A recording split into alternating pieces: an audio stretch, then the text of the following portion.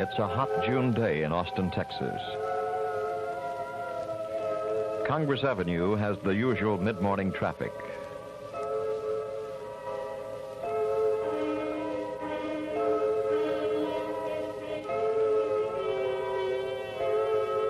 At Barton Springs, some are escaping the oppressive heat by swimming in the cool, clear spring water.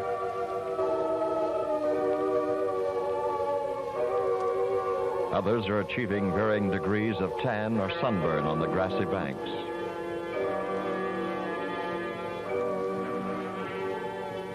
At City Hall, the City Council is listening to the complaints of a citizens group, urging paving of the streets around Zilker School.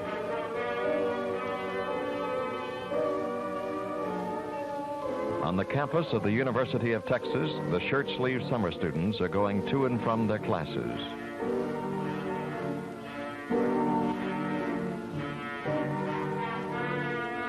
At the Paramount Theater, Man on a String is playing to an audience of shoppers, students, and a few hooky-playing businessmen.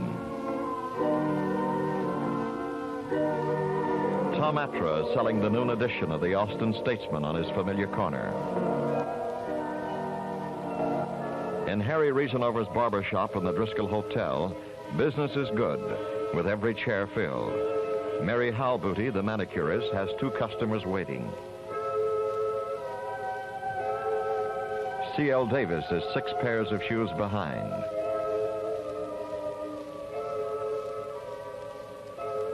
Dorothy Klukas is hanging out the wash in her backyard, assisted by her 5-year-old daughter, Kathy.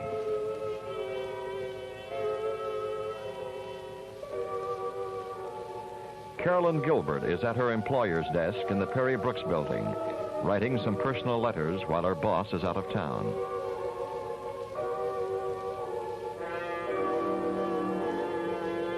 Clarence Phillips is having lunch with a prospective insurance customer, Matt Martinez, owner of the El Rancho Mexican restaurant.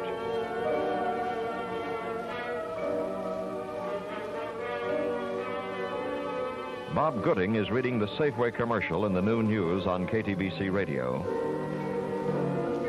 when an alarm and radio control sounds. Following a procedure long since memorized, Gooding switches on the Conelrad amplifier provided for air raid warnings. A voice tells him to switch to the Conelrad frequency assigned KTBC, 640 kilocycles, and to stand by for further instructions. Gooding immediately calls a radio transmitter to instruct the engineer to switch the KTBC transmitter from 590 to 640 at the prearranged cue.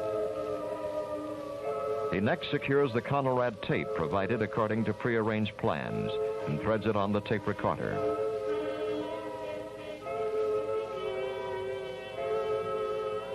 He manipulates the necessary controls to broadcast the message on the tape over the air.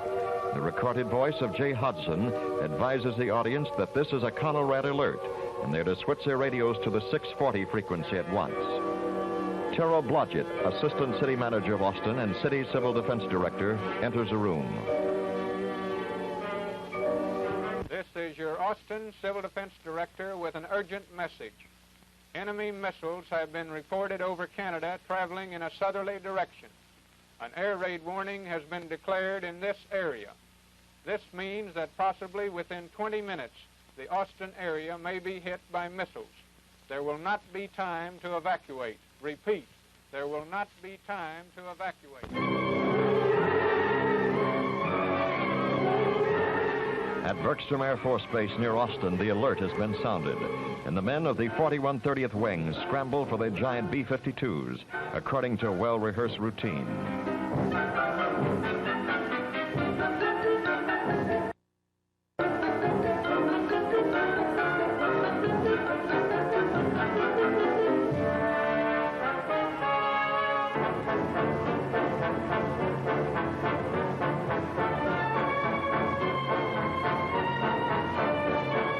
In the huge fallout shelter room beneath the Department of Public Safety building, the State Civil Defense Team is assembling.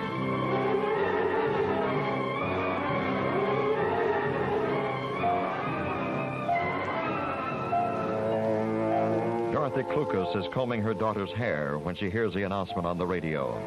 In the distance, she can hear the sound of sirens and whistles. Her first reaction is to call her husband at his law office in the downtown Brown building. She's puzzled by the sound of a busy signal even before she dials. But Dorothy Klukas does not panic. She knows they are prepared, that their home contains a fallout shelter designed specifically for this emergency. She knows that the shelter room is stocked with at least 2 weeks' supply of canned food, bottled water, and fruit juices. Methodically, she begins to close the windows of her house.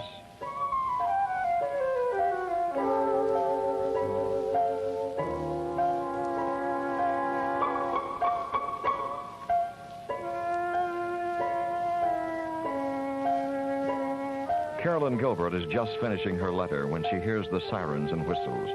She goes to the window of the office to see if there's a fire in the vicinity. None is apparent.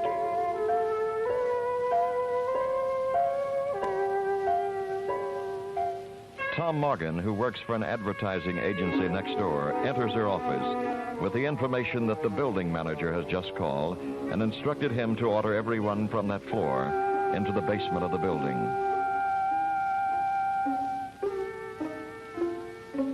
Carolyn imagines it's just some sort of civil defense drill, so she leisurely finishes her letter before leaving for the basement.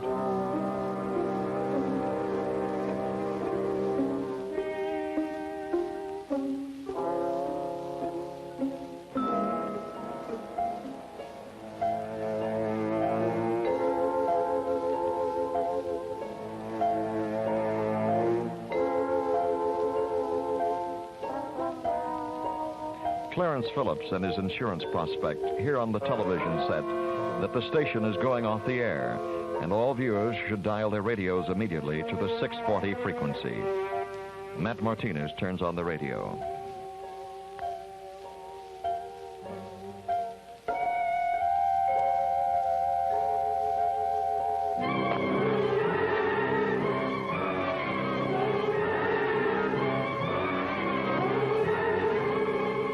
Ignoring the instructions not to attempt to evacuate, Phillips immediately runs to his car.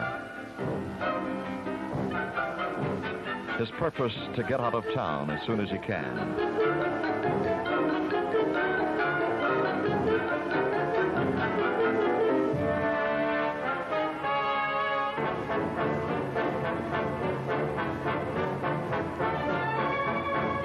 The streets are jammed. Parents trying to get home to their children. Businessmen trying to get to their families. Panic-stricken people trying to get out of town.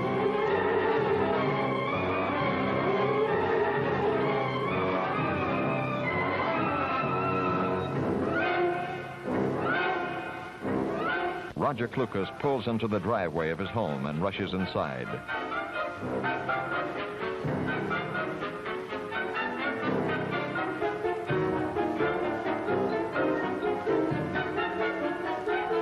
No time for greetings. They immediately go over their plan, prepared earlier for just such an emergency. Water, check. Food, check. Medical supplies, check. Gas and electricity turned off, check. Battery radio, check. Flashlight, check. They are as prepared as they can be.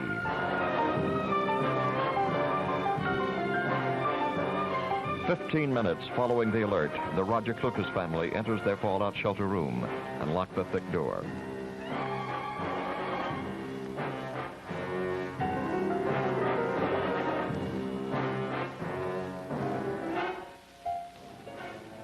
"16 minutes past the first alert. Carolyn Gilbert is in the basement of the Perry Brooks building. She's not frightened, only irritated. She's convinced that this is just another practice alert. She's fretting because they won't let her leave to call her mother and tell her that she'll be late for lunch. She's considering writing a complaint to the Director of Civil Defense for this useless inconvenience. Grown men playing war. 17 minutes past the first alert, Clarence Phillips is a very frightened man. He's trying desperately to get out of town. The traffic has delayed him, and now he discovers his car is out of fuel and is coasting to a permanent stop. He leaves the car and on foot continues his flight.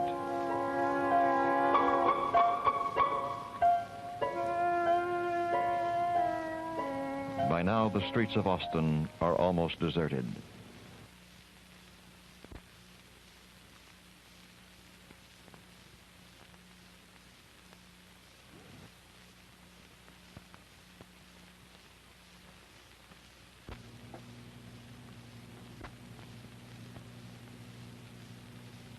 And then at 19 minutes past the original alert,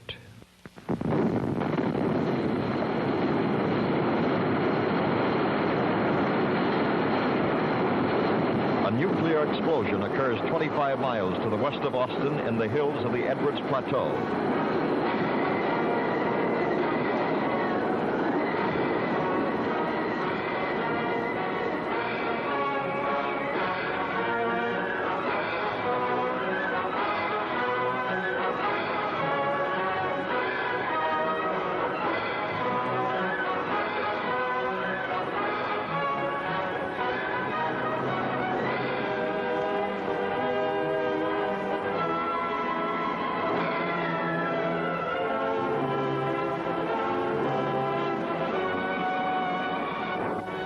This is your Austin Civil Defense Director. An explosion, presumed to be nuclear, has occurred near Austin. Persons in shelters, stay where you are. Those who are not in shelters should take cover immediately. If shelters are not available, go to a sub-basement. If a sub-basement is not readily accessible, proceed to the nearest building. Close all doors and windows. Stay on the first floor near the center of the house. At the State Control Center, the weatherman is working over a fallout map. His findings are teletyped to local civil defense directors around the state.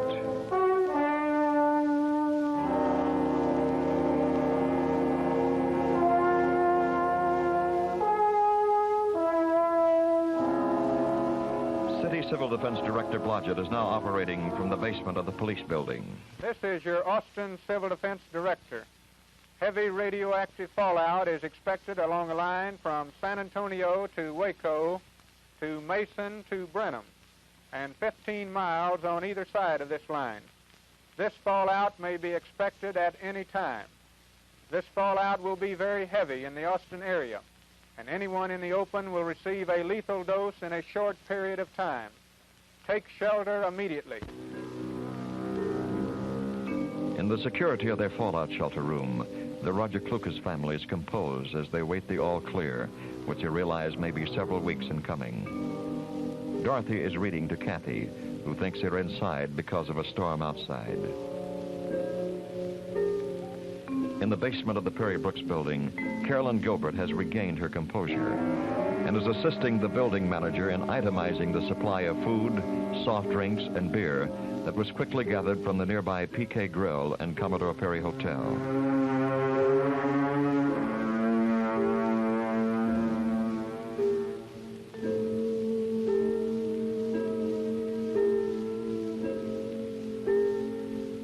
On the outskirts of Austin, Clarence Phillips is near exhaustion and continues to walk away from the city. He has but one thought: to get away from this nightmare. In the State Control Center, beneath the Department of Public Safety building, the government of the state of Texas continues to function. A representative from each state agency is on hand in the huge shelter, conducting by telephone, radio, and teletype the affairs of his office.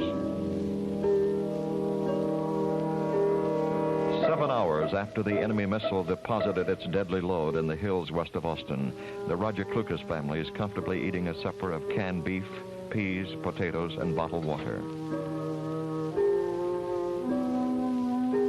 Carolyn Gilbert is munching a cold bologna sandwich that was made to sell for 25 cents some 7 hours ago. Clarence Phillips, several miles outside Austin, is not thinking of food. He's been vomiting for some time now. He's also suffering from diarrhea.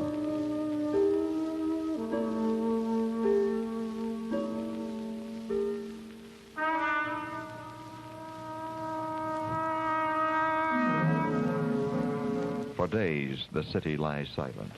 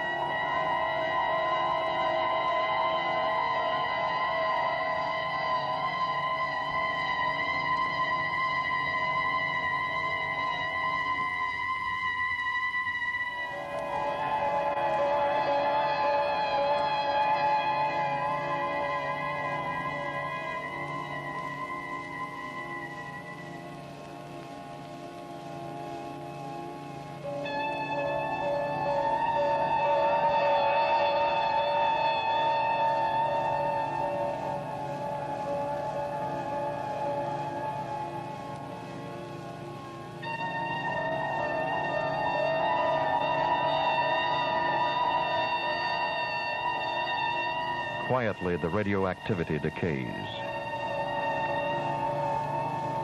The streets become less deadly. The days become a week, 2 weeks.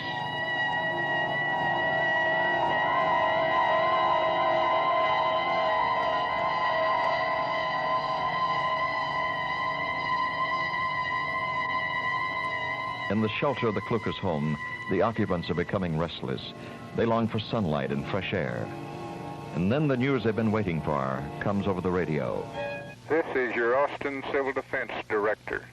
Our monitors report that radiation in the city is now decayed to a point where those in shelters may come out without harm.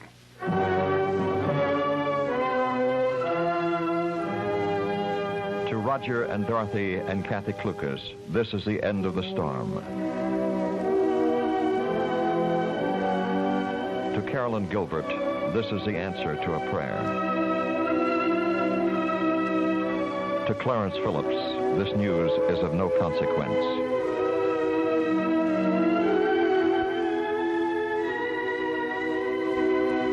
And slowly, Austin, Texas returns to life.